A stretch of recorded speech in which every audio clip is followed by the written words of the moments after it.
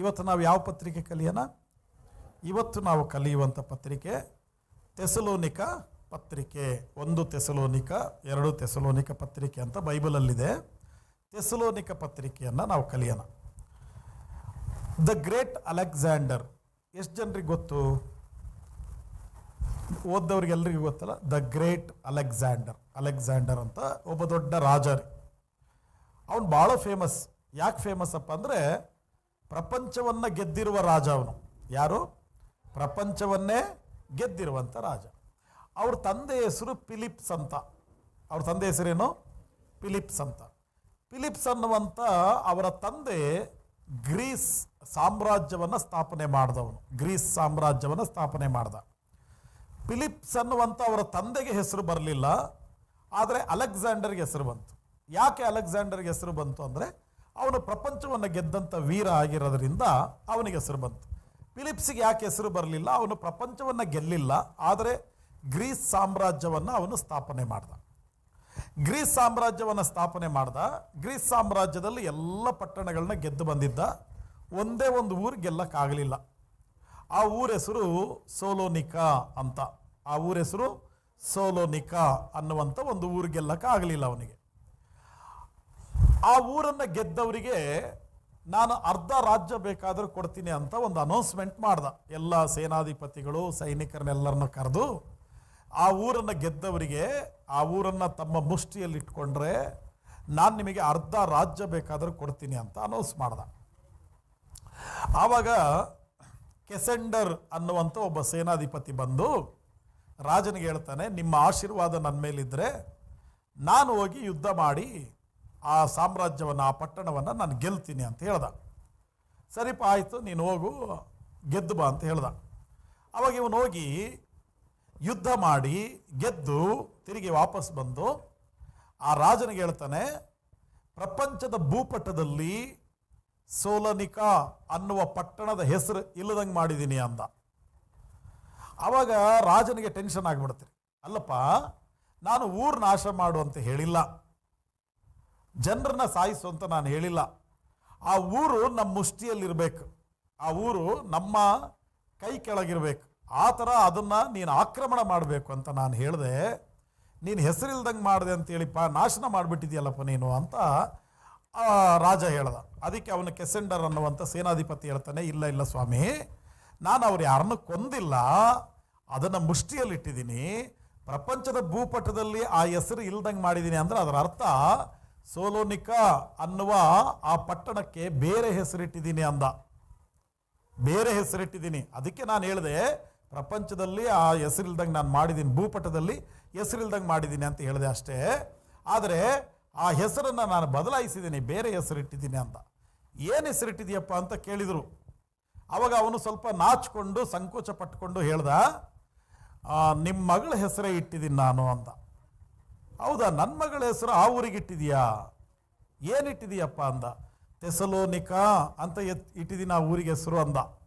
ಆ ರಾಜನ ಮಗಳ ಹೆಸರು ಅಂದರೆ ಅಲೆಕ್ಸಾಂಡರ್ ತಂಗಿ ಹೆಸರು ಥೆಸಲೋನಿಕಾ. ಆ ಊರಿಗೆ ಥೆಸಲೋನಿಕಾ ಅಂತ ಹೆಸರಿಟ್ಟಿದ್ದೀನಿ ಅಂದ. ಯಾಕಪ್ಪ ನೀನು ಹಂಗೆ ಇಟ್ಟಿದೀಯ ಅಂದರೆ, ನಿನ್ನ ಮಗಳನ್ನ ನಾನು ಇಷ್ಟಪಟ್ಟಿದ್ದೀನಿ, ಅದಕ್ಕೋಸ್ಕರನೇ ನಾನು ಯುದ್ಧಕ್ಕೆ ಹೋಗಿದ್ದು ಅಂತ ಹೇಳ್ದ. ಆಯಿತು, ಭಾಳ ಸಂತೋಷ. ನಿನಗೆ ಸಾಮ್ರಾಜ್ಯ ಬೇಕಾ, ಮಗಳು ಬೇಕಾ ಅಂದರೆ ನನಗೆ ಮಗಳು ಬೇಕಂದ. ಆವಾಗ ಅವನ ಮಗಳನ್ನ ಕೊಟ್ಟು ಅವನಿಗೆ ಮದುವೆ ಮಾಡಿ ಆ ಥೆಸಲೋನಿಕಾ ಅನ್ನುವ ಪಟ್ಟಣವನ್ನು ಇವ್ರ ಹೆಸರಿಗೆ ಬರೆದು ಕೊಟ್ಟ. ಈ ಪಟ್ಟಣ ನಿಮ್ಮದೇ ಮತ್ತು ಮಗಳು ನಿನಗೆ ಅಪ್ಪ ಅಂಥೇಳಿ ಮದುವೆ ಮಾಡಿಕೊಟ್ಟು ಪಟ್ಟಣವನ್ನು ಕೂಡ ಬರ್ಕೊಟ್ಟರಿ.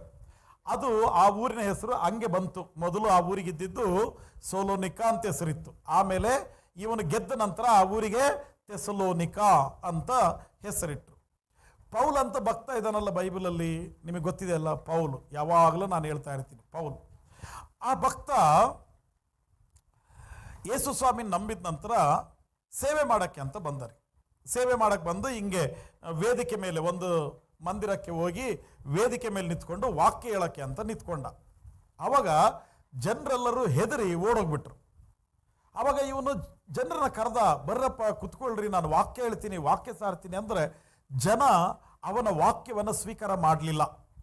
ಯಾಕೆ ವಾಕ್ಯ ಸ್ವೀಕಾರ ಮಾಡಲಿಲ್ಲ ಅಂದರೆ, ಈ ಪೌಲ್ ಅನ್ನುವಂಥ ಮನುಷ್ಯ ದೇವರನ್ನ ನಂಬಕ್ಕೆ ಮುಂಚೆ ದೇವರನ್ನ ನಂಬಿದ ಕ್ರೈಸ್ತರನ್ನ ಹಿಂಸೆ ಪಡಿಸ್ತಾ ಇದ್ದ, ಕೊಲ್ತಾ ಇದ್ದ. ಅದಕ್ಕೆ ಈ ಜನರು ವಾಕ್ಯ ಇದ್ದಕ್ಕಿದ್ದಂಗೆ ದೇವರು ನಂಬಿದ್ದೀನಿ ಅಂತಾನೆ, ಇದ್ದಕ್ಕಿದ್ದಂಗೆ ಬಂದು ವಾಕ್ಯ ಹೇಳ್ತೀನಿ ಅಂತಾನೆ, ಅಯ್ಯೋ ಇವನು ಮತ್ತೇನು ಮಾಡ್ತಾನೆ ಏನೋ ಅಂತ ಹೆದರಿ ಜನರು ಓಡೋಗ್ಬಿಟ್ರು, ವಾಕ್ಯ ಕೇಳಲಿಲ್ಲ. ಇನ್ನೊಂದು ಸಭಾ ಮಂದಿರಕ್ಕೆ ಹೋದ, ಅಲ್ಲಿ ಹೋಗಿ ವಾಕ್ಯ ಹೇಳೋಣ ಅಂದರೆ ಅಲ್ಲಿ ಕೂಡ ಜನರು ಎದುರಿ ಓಡೋದ್ರು. ಅವಾಗ ಅವನಿಗೆ ಗೊತ್ತಾಯಿತು, ಓಹೋ ನಾನು ವೇದಿಕೆ ಮೇಲೆ ನಿಂತ್ಕೊಂಡು ವಾಕ್ಯ ಹೇಳಿದ್ರೆ ಜನರು ನಮ್ಮನ್ನು ಹಿಂಸೆ ಪಡಿಸ್ತಾರೇನೋ ಅಂತ ಹೆದರಿ ಎಲ್ಲರೂ ಓಡೋಗ್ತಿದ್ದಾರೆ ಅಂತ ತಿಳಿದು ಅವನೇನು ಮಾಡ್ದ ಅಂದರೆ ಅರಬ್ ದೇಶಕ್ಕೆ ಹೋದ. ಅರಬ್ ದೇಶಕ್ಕೆ ಹೋಗಿ 3 ವರ್ಷ ಅಲ್ಲೇ ಇದ್ದು ಪ್ರಾರ್ಥನೆ ಮಾಡಿಕೊಂಡು ಅಲ್ಲೇ ಇದ್ದುಬಿಟ್ಟ. ಯಾಕಂದರೆ ನಾನು ಸೇವೆ ಮಾಡಿದ್ರೆ ವಾಕ್ಯ ಹೇಳಿದ್ರೆ ಜನರು ಕೇಳಲ್ಲ ಅಂತೇಳಿ ಅರಬ್ ದೇಶಕ್ಕೆ ಹೋಗಿ ಪ್ರಾರ್ಥನೆ ಮಾಡಿಕೊಂಡು ಅಲ್ಲಿ ಸ್ವಲ್ಪ ದಿವಸ ಇದ್ದ. ಅಲ್ಲಿಂದ ಕೇಂಕ್ರೆಯ ಅನ್ನುವಂಥ ಅವನ ಸ್ವಂತ ಊರಿಗೆ ಹೋದ. ಅಲ್ಲಿ ಹೋಗಿ ಟಾರ್ಸಸ್ ಅಂತ ಒಂದು ದೇಶ ಇತ್ತು, ನಿಮಗೆ ನಾನು ನೆನಪು ಮಾಡ್ತೀನಿ. ಯಾರು ಯೋನ ಅಂತ ಒಬ್ಬ ಭಕ್ತ ಇದ್ದಾನಲ್ಲ, ತಾರ್ಷಿಷ್ ಅನ್ನುವಂಥ ಊರಿಗೆ ಹೋದ್ನಲ್ಲ ಅವನು, ನಿನವೆ ಪಟ್ಟಣಕ್ಕೆ ಹೋಗಬೇಕಾಗಿತ್ತು. ತಾರ್ಷಿಷ್ ಅನ್ನುವಂಥ ಊರಿಗೆ ಹೋದ, ಅದಕ್ಕೆ ಇಂಗ್ಲೀಷಲ್ಲಿ ಟಾರ್ಸಸ್ ಅಂತ ಹೇಳ್ತಾರೆ. ಆ ದೇಶದಲ್ಲಿರುವಂಥ ಕೆಂಕ್ರೆಯ ಅನ್ನುವಂಥ ಅವನ ಸ್ವಂತ ಊರಿನಲ್ಲಿ ಅವನು ಇದ್ದು ಬಿಟ್ಟಾರೆ. ಯಾರು ವಾಕ್ಯ ಕೇಳಲ್ಲ, ಯಾರು ನನ್ನನ್ನು ಸ್ವೀಕಾರ ಮಾಡಲ್ಲ, ನನ್ನ ಶಬ್ದನ ಯಾರು ತಗೊಳ್ಳಲ್ಲ ಅಂಥೇಳಿ ಎಲ್ಲರೂ ಎದುರಿ ಓಡೋಗ್ತಾರೆ. ನಾನು ಹೆಂಗೆ ಸೇವೆ ಮಾಡೋದು ಅಂತ ಅಲ್ಲಿ ಮನೆಯಲ್ಲಿ ಕೂತಿದ್ದ. ಈ ಟಾರ್ಸಸ್ ಅನ್ನುವಂಥ ಪಟ್ಟಣಗಳಲ್ಲಿ ಭಾಳ ಉತ್ತಮವಾದ ಸೇವೆ ನಡೀತಾ ಇತ್ತು, ಭಾಳ ಉತ್ತಮವಾದ ಸೇವೆ ನಡೀತಾ ಇತ್ತು. ತುಂಬ ಸೇವೆ ಹರಡ್ತಾ ಹೋಯಿತು. ಆವಾಗ ಇಲ್ಲಿ ಯೆರೂಸಲೇಮಿನಲ್ಲಿ ಪೇತ್ರನು ಮತ್ತು ಶಿಷ್ಯ ವೃಂದದವರೆಲ್ಲರೂ ಕೂತ್ಕೊಂಡು ಪ್ಲ್ಯಾನ್ ಮಾಡಿದರು. ಏನು ಪ್ಲ್ಯಾನ್ ಮಾಡಿದ್ರಪ್ಪ ಅಂದರೆ, ಆ ಊರಲ್ಲಿ ತುಂಬ ಸೇವೆ ನಡೀತಾ ಇದೆ, ಯಾರನ್ನಾದರೂ ಒಬ್ಬರಿಗೆ ಅಲ್ಲಿ ಕಳಿಸ್ಬೇಕು. ಯಾರನ್ನ ಕಳಿಸೋಣ? ಬಾರ್ನಬ ಅಂತ ಒಬ್ಬನಿದ್ದ, ಅವನು ಬಹಳ ಧೈರ್ಯದಾಯಕ. ನೀನು ಬಾರ್ನಬನನ್ನು ಕರೆದು ಹೇಳಿದರು, ನೀನು ಹೋಗಪ್ಪ ಅಲ್ಲಿ ಸೇವೆ ಮಾಡು ಅಂತೇಳಿ ಅವನನ್ನು ಅಲ್ಲಿ ಎಲ್ಲ ವ್ಯವಸ್ಥೆ ಮಾಡಿ ಕಳಿಸ್ಕೊಟ್ರು. ಬಾರ್ನಬನು ಅಲ್ಲಿ ಸೇವೆ ಮಾಡಕ್ಕೆ ಬಂದಾಗ ಪೌಲನನ್ನು ಕಂಡರಿ, ಪೌಲನನ್ನು ನೋಡ್ದ, ಪೌಲನನ್ನು ಮಾತಾಡಿಸಿದ. ಅಯ್ಯೋ ನೀನು ದೇವ್ರ ನಂಬಿ ಭಾಳ ದಿನ ಆಯ್ತಲ್ಲ, ಕ್ರೈಸ್ತರನ್ನ ಹಿಂಸೆ ಪಡಿಸೋದು ಬಿಟ್ಬಿಟ್ಟಿದೆಯಲ್ಲ, ದೇವ್ರನ್ನ ಕಂಡ್ಕೊಂಡಿದೆಯಲ್ಲ, ಏನು ಮಾಡ್ತಿದೀಯ ಇಲ್ಲಿ ಅಂದರೆ, ಅವಾಗ ಪೌಲೆಲ್ಲ ಹೇಳ್ಕೊಂಡಪ್ಪ, ನಾನು ವಾಕ್ಯ ಹೇಳೋಕ್ಕೆ ಅಂತ ನಿಂತ್ಕೊಂಡೆ, ಜನರು ಸ್ವೀಕಾರ ಮಾಡಲಿಲ್ಲ, ನನಗೆ ಹೆದರ್ಬಿಟ್ರು, ಹಿಂಗೆಲ್ಲ ನಡೀತು, ಅದಕ್ಕೆ ನಾನು ಇಲ್ಲೇ ಇದ್ದೀನಿ ಅಂದಾಗ ಈ ಬಾರ್ನಬ ಏನು ಮಾಡ್ತಾನೆ ಅಂದರೆ, ಬಾ ಇಲ್ಲಿ ನನ್ನ ಜೊತೆ. ಅಲ್ಲಿ ಯೆರೂಸಲೇಮಿನಲ್ಲಿ ಪೇತ್ರ, ಯೋಹಾನ, ಯಾಕೋಬ ನಾವೆಲ್ಲರೂ ಸಹ ಇದ್ದೀವಿ. ನಾವೆಲ್ಲರೂ ಕೂತ್ಕೊಂಡು ದೇವರ ಸೇವೆ ವಿಷಯದಲ್ಲಿ ಚರ್ಚೆ ಮಾಡ್ತೀವಿ, ನಾವೆಲ್ಲರೂ ಮಾತಾಡ್ತೀವಿ, ಏನು ಮಾಡೋದಂತ ಒಬ್ರಿಗೊಬ್ರು ಮಾತಾಡಿಕೊಂಡು ಡಿಸೈಡ್ ಮಾಡ್ತೀವಿ. ಅಲ್ಲಿ ನಿನ್ನನ್ನು ಎಲ್ಲರಿಗೂ ಪರಿಚಯ ಮಾಡಿಸ್ತೀನಿ, ಬಾ ಅಂತೇಳಿ ಅವನನ್ನು ಕರ್ಕೊಂಡು ಬಂದಾರಿ. ಕರ್ಕೊಂಡು ಬಂದು ಇಲ್ಲಿ ಪೇತ್ರ ಕೂತ್ಕೊಂಡಿರುವಾಗ, ಎಲ್ಲ ದೇವರ ಸೇವಕರು ಅಪೊಸ್ತಲರು ಕೂತ್ಕೊಂಡಿರುವಾಗ ಪೌಲನನ್ನು ಪರಿಚಯ ಮಾಡಿಸಿದ. ಆವಾಗ ಕೂತ್ಕೊಂಡು ಅವರೊಬ್ಬರಿಗೊಬ್ರು ಮಾತಾಡ್ತಾ ಕೂತ್ಕೊಂಡ್ರು. ನೀವು ಈ ಕಡೆ ಹೋಗ್ರಪ್ಪ, ನೀವು ಆ ಕಡೆ ಹೋಗ್ರಪ್ಪ, ನೀವು ಈ ಪಟ್ಟಣಕ್ಕೆ ಸೇವೆಗೆ ಹೋಗ್ರಪ್ಪ, ನೀವು ಇಲ್ಲಿ ಹೋಗ್ರಪ್ಪ ಅಂತ ಒಬ್ರಿಗೊಬ್ರು ಮಾತಾಡ್ತಾ ಇರಬೇಕಾದ್ರೆ ಬಾರ್ನಬ ಪೌಲ ಇವರಿಬ್ಬರು ಪ್ಲ್ಯಾನ್ ಮಾಡಿ, ನಾವು ಸಮುದ್ರ ಪ್ರಯಾಣ ಮಾಡೋಣ ಅಂತ ಪ್ಲ್ಯಾನ್ ಮಾಡಿದರು. ಏನು ಪ್ರಯಾಣ? ಸಮುದ್ರ ಪ್ರಯಾಣ ಮಾಡೋಣ ಅಂತ ಅಂದರು. ಸಮುದ್ರ ಪ್ರಯಾಣ ಅಂದರೆ ಆಗಿನ ದಿನದಲ್ಲಿ ಭಾಳ ಅಪಾಯದ ಪ್ರಯಾಣ ರೀ, ಅದು ತುಂಬ ಅಪಾಯ. ನಾನು ನಿಮಗೆ ಉದಾಹರಣೆಗೆ ಹೇಳ್ತೀನಿ. ಒಂದು ದಿನದಲ್ಲಿ ನಡ್ಕೊಂಡು ಹೋಗೋದು ಭಾಳ ಸುಲಭ ಇತ್ತು ರೀ. ಆಮೇಲೆ ಬಂಡಿಯಲ್ಲಿ ಏನು ಆಕ್ಸಿಡೆಂಟ್ಗಳಿಲ್ಲ. ಆಮೇಲೆ ಬರ್ತಾ ಬರ್ತಾ ಕಾರುಗಳಾದವು, ಬೈಕ್ಗಳಾದವು, ಆಮೇಲೆ ವೆಹಿಕಲ್ಗಳು ಎಷ್ಟು ಜಾಸ್ತಿ ಆದವು. ಇವಾಗ ನೋಡ್ರಿ ಏನಾಗ್ತಿದೆ, ಅಪಾಯಗಳು, ಅಪಘಾತಗಳು ಜಾಸ್ತಿ ಆಗ್ತಿದೆ. ಎಷ್ಟು ಅನುಕೂಲ ಜಾಸ್ತಿ ಆಗುತ್ತೋ ಅಷ್ಟು ಅಪಾಯಗಳು ಭಾಳ ಆಗ್ತಿದೆ. ಆವಾಗಿನ ಕಾಲಕ್ಕೆ ಅಪಾಯ ಯಾವುದಪ್ಪ ಅಂದರೆ ಹಡಗು ಹತ್ತದೇ ಅಪಾಯ ರೀ. ನೀವು ಬೈಬಲಲ್ಲಿ ಓದಿದ್ದೀರಾ, ದೋಣಿ ಸಮುದ್ರದ ಮಧ್ಯದಲ್ಲಿ ಹೋಗುವಾಗ ಗಾಳಿ ಬೀಸ್ತು, ಅಲೆಗಳು ಜಾಸ್ತಿ ಆಯಿತು, ದೋಣಿ ಮುಳುಗುವಂಥ ಪರಿಸ್ಥಿತಿ ಬಂತು, ಆಮೇಲೆ ಹಡಗುಗಳು ಮುಳುಗುವಂಥ ಪರಿಸ್ಥಿತಿ ಬಂತಂತ ಬೈಬಲಲ್ಲಿ ಅಲ್ಲೆಲ್ಲೆಲ್ಲಿ ಓದ್ತೀವಲ್ಲ. ಆ ಥರ ಆ ಪ್ರಯಾಣ ಅಂದರೆ ಭಾಳ ಅಪಾಯ, ಯಾರೂ ಧೈರ್ಯ ಮಾಡ್ತಿರಲಿಲ್ಲ. ಆವಾಗ ಇವನು ಈ ಥರ ಪ್ರಯಾಣ ಮಾಡಿ ಹೋಗೋಣಪ್ಪ ಅಂತ ಹೇಳಿದ್ರೆ, ಆವಾಗ ಬಾರ್ನಬ ಪೌಲನ ಜೊತೆಯಲ್ಲಿ ಸೇರಿ ಮೊದಲನೇ ಹಡಗಿನ ಪ್ರಯಾಣ ಮಾಡಿದರು, ಅಂದರೆ ಮೊದಲನೇ ಸಮುದ್ರ ಪ್ರಯಾಣ ಮಾಡಿದರು. ಅಂದರೆ ಮೊದಲನೇ ಸಮುದ್ರ ಪ್ರಯಾಣ ಅಂದರೆ ಹೆಂಗೆ ಮಾಡಿದರು? ಅನೇಕ ಪಟ್ಟಣಗಳನ್ನ ಸಂಧಿಸ್ತಾ ಬಂದರು. ನಾನು ಉದಾಹರಣೆಗೆ ನಿಮಗೆ ಹೇಳ್ತೀನಿ. ಫ್ಲೈಟಲ್ಲಿ ಹೋದರೆ ಹೆಂಗಿರುತ್ತೆ, ಆ ದೇಶಕ್ಕೆ ಹೋಗಿ ಸೇವೆ ಮಾಡಿ, ಇನ್ನೊಂದು ದೇಶಕ್ಕೆ ಸೇವೆ ಮಾಡಿ, ಅಲ್ಲಿ ಸೇವೆ ಮಾಡಿ, ಅಲ್ಲಿ ಸೇವೆ ಮಾಡಿ, ಅಲ್ಲಿ ಸೇವೆ ಮಾಡಿ, 1 ವರ್ಷ 1.5 ವರ್ಷ ಪ್ರಯಾಣ ಮಾಡಿ ಮಾಡಿ ಮಾಡಿ ಸೇವೆ ಮಾಡಿ ತಿರುಗಿ ವಾಪಸ್ ಬಂದರೆ ಒಂದು ಸುತ್ತಿನ ಪ್ರಯಾಣ ಆಯಿತು. ಆ ಥರ ಒಂದು ಸುತ್ತಿನ ಸಮುದ್ರ ಪ್ರಯಾಣಕ್ಕೆ ಪ್ರಾರಂಭ ಮಾಡಿದ್ರು ಇವರು. ಈ ಊರಲ್ಲಿ ಸೇವೆ, ಆ ಊರಲ್ಲಿ ಸೇವೆ, ಅಲ್ಲಿ ಇಲ್ಲಿ ಅಂತೆಲ್ಲ ಸೇವೆ ಮಾಡಿ ಒಂದು ಪ್ರಯಾಣ ಮುಗೀತು. ಒಂದನೇ ಪ್ರಯಾಣ ಮುಗಿದಾಗ ಮತ್ತೆ ತಿರುಗಿ ಯೆರೂಸಲೇಮಿಗೆ ಬಂದರು. ಮತ್ತು ಎಲ್ಲರೂ ಅಪೊಸ್ತಲರು ಕೂತ್ಕೊಂಡ್ರು. ಮಾತಾಡ್ಲಿಕ್ಕೆ ಸ್ಟಾರ್ಟ್ ಮಾಡಿದರು. ಇವಾಗ ಪೌಲು ಎರಡನೇ ಪ್ರಯಾಣಕ್ಕೆ ಸಿದ್ಧ ಆದರಿ. ಎರಡನೇ ಪ್ರಯಾಣಕ್ಕೆ ರೆಡಿ ಆದ. ಎರಡನೇ ಪ್ರಯಾಣಕ್ಕೆ ರೆಡಿ ಆದಾಗ ಮಾರ್ಕ್ ಅಂತ ಒಬ್ಬ ಮನುಷ್ಯ ಇದ್ದ, ಅಲ್ಲಿ ದೇವರು ಸೇವೆ ಮಾಡೋ ಮನುಷ್ಯ, ಹೊಸ ಅಪೋಸ್ತಲ. ಅವನನ್ನು ಕರ್ಕೊಂಡು ಹೋಗ್ರಿ ಅಂತ ಹೇಳಿದರು. ಆವಾಗ ಅವನನ್ನು ಕರ್ಕೊಂಡು ಹೋಗೋದು ಬೇಡ ಅನ್ನುವಂಥ ಸ್ವಲ್ಪ ಗೊಂದಲಗಳು ಬಂತು, ಸ್ವಲ್ಪ ವೈಮನಸ್ಸಾಯಿತು. ಆ ನಂತರ ಪೌಲ್ ಏನು ಮಾಡ್ದ, ತಾನು ಎರಡನೇ ಪ್ರಯಾಣಕ್ಕಾಗಿ ಸಿದ್ಧನಾಗಿ ಅವನು ಹೊರಟರಿ. ಅವನ ಜೊತೆಯಲ್ಲಿ ಸಿಲ್ವಾನ ಅಥವಾ ಸೀಲ ಅಂತ ಹೇಳ್ತೀವಲ್ಲ, ಪೌಲ ಸೀಲ ಅಂತ ಓದ್ತೀವಲ್ಲ ಬೈಬಲಲ್ಲಿ. ಅವನಿಗೆ ಇನ್ನೊಂದು ಹೆಸರು ಏನಂದರೆ ಸಿಲ್ವಾನ. ಸಿಲ್ವಾನ ಅಂದ್ರೆ ಒಂದೇ, ಸೀಲನು ಅಂದರೆ ಒಂದೇ. ಪೌಲ ಮತ್ತು ಸಿಲ್ವಾನ ಇವರಿಬ್ಬರು ಕೂಡ ಪ್ರಯಾಣ ಮಾಡಿ ಹೊರಟರು. ಈ ಪ್ರಯಾಣ ಮಾಡಿ ಹೋಗ್ತಾ ಇರಬೇಕಾದ್ರೆ ನಾನು ಅವಾಗಲೇ ಹೇಳಿದ್ನಲ್ಲ, ಟರ್ಕಿ ಅನ್ನುವಂಥ ದೇಶದಲ್ಲಿ ಕೆಲವು ಪಟ್ಟಣಗಳನ್ನ ಸಂಧಿಸಿ ಅಲ್ಲಿ ಸುವಾರ್ಥ ಸೇವೆ ಮಾಡಿದರು. ನೀವು ಬೈಬಲಲ್ಲಿ ಓದ್ತಿರಲ್ಲ, ಲುಸ್ತ್ರ ಅನ್ನುವಂಥ ಪಟ್ಟಣ ಇದೆ, ಆಮೇಲೆ ಲುದಿಯಾ ಅನ್ನುವಂಥ ಒಬ್ಬ ಸ್ತ್ರೀ ಇದ್ದಳು, ಹಿಂಗೆಲ್ಲ ಓದ್ತೀವಲ್ಲ. ಆ ಥರ ಲುಸ್ತ್ರ ಅನ್ನುವಂಥ ಪಟ್ಟಣದಲ್ಲಿ ಸೇವೆ ಮಾಡ್ತಾ ಇರಬೇಕಾದ್ರೆ ಒಬ್ಬ ಯವನಸ್ಥ ಹುಡುಗಾರಿ, 17 ವರ್ಷ. ಆ 17 ವರ್ಷದ ಯವನಸ್ಥ ಹುಡುಗನನ್ನು ಅವರ ತಾಯಿ ಕರ್ಕೊಂಡು ಪೌಲನ ಹತ್ರ ಬಂದಳು.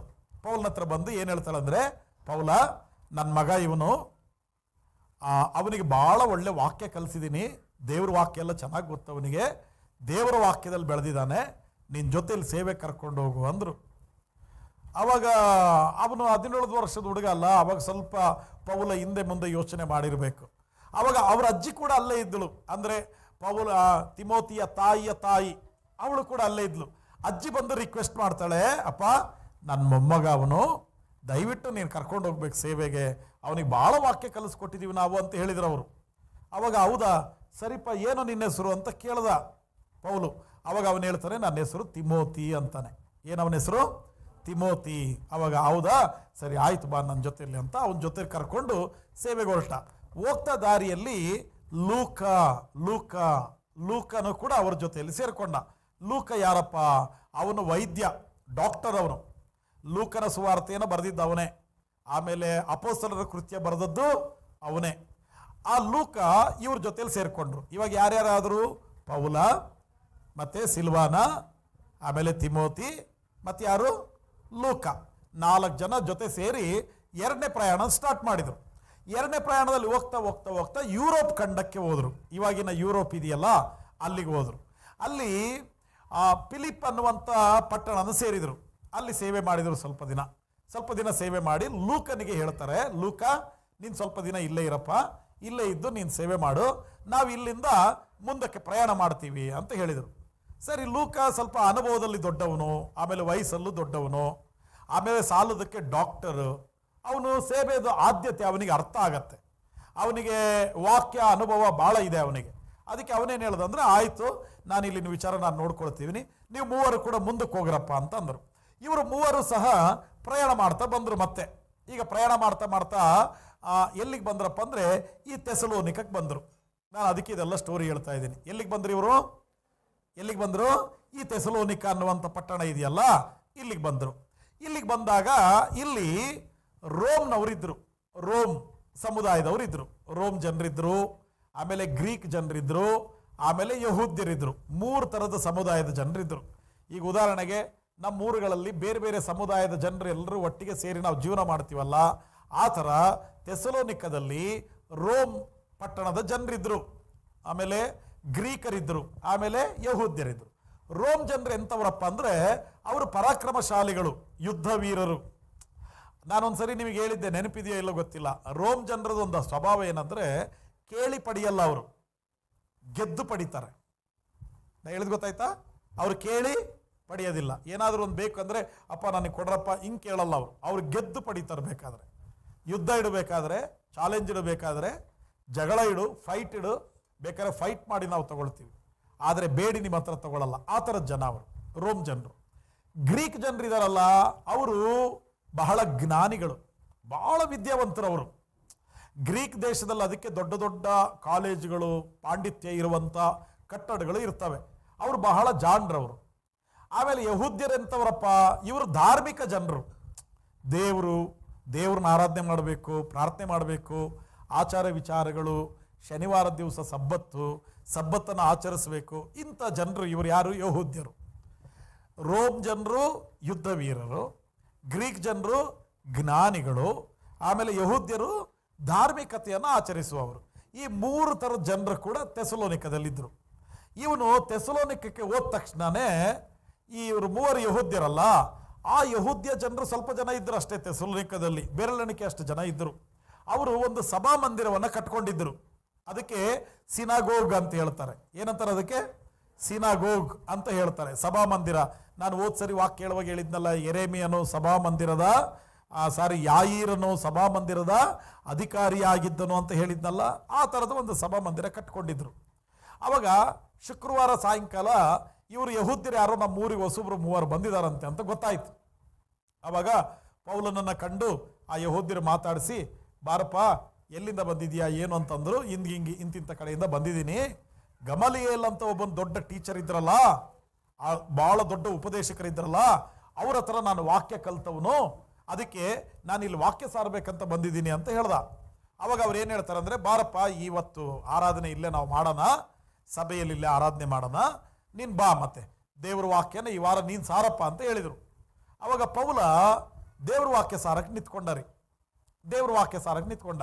ಏನು ದೇವ್ರ ವಾಕ್ಯ ಹೇಳ್ದ? ಮೆಸ್ಸಯ್ಯನು ಅಂದ್ರೆ ಯಾರು?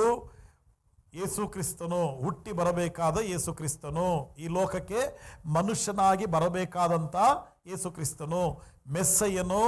ಮತ್ತು ಮೆಸ್ಸಯ್ಯನ ಗುಣಲಕ್ಷಣಗಳು ಹಿಂಗಿರಬೇಕು, ಮೆಸ್ಸಯ್ಯನಂದ್ರೆ ಇಂಥವನಾಗಿರ್ಬೇಕು ಅಂತ ವಾಕ್ಯ ಹೇಳ್ದ. ಮತ್ತೆ ಭಾಳ ಚೆನ್ನಾಗಿ ವಾಕ್ಯ ಹೇಳ್ದ ಅಂತ 2ನೇ ವಾರನ ಕರೆದ್ರು ಅವನಿಗೆ, ಬಾರಪ್ಪ ಈ ವಾರ ಕೂಡ ನೀನು ವಾಕ್ಯ ಹೇಳಪ್ಪ ಅಂದರು. 2ನೇ ವಾರದಲ್ಲಿ ಅವನು ಮೆಸ್ಸಯ್ಯನು ನಮ್ಮನ್ನು ಬಿಡುಗಡೆ ಮಾಡ್ತಾನೆ, ಹೆಂಗೆ ಬಿಡುಗಡೆ ಮಾಡ್ತಾನೆ, ಹೆಂಗೆ ಸ್ವಸ್ಥತೆ ಮಾಡ್ತಾನೆ ಅಂತ ಸ್ವಲ್ಪ ಹೊತ್ತು ವಾಕ್ಯ ಹೇಳ್ದ. ಆಮೇಲೆ 3ನೇ ವಾರ ಕರೆದರು.